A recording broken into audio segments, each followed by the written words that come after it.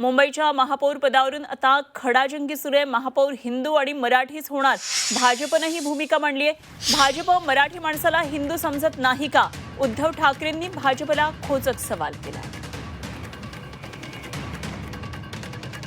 मुंबईचा महापौर कोण होणार असा मुद्दा देखील आला। मी परवा स्पष्ट सांगितलं, आता आमच्या एकनाथराव शिंदेजींनी देखील स्पष्ट सांगितलं, मुंबईचा महापौर महायुतीचाच होणार, मुंबईचा महापौर हिंदूच होणार आणि मुंबईचा महापौर मराठीच होणार।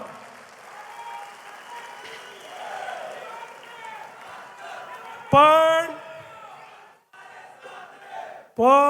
परवा वारिस पठाण बोलून गेले, मुंबई में बुरखे वाली मेयर बनेगी।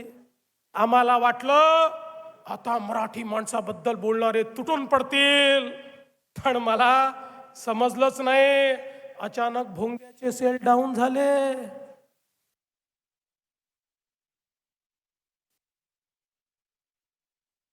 भाजप मराठी माणसाला हिंदू नाही का समजत?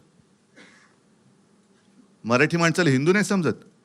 मराठी जसं राज म्हणाला तसं आम्ही मराठी आहोत, अस्सल हिंदूच आहोत। आणि अगदी संयुक्त महाराष्ट्रापासून जो मुंबईसाठी लढा दिला गेला, त्याच्यामध्ये आत्ताचा भाजप किंवा तेव्हाचा जनसंघ हा कुठे होता? हा कधी मराठी माणसांच्या आणि हिंदूंच्या बाजूने उभा राहिलाय?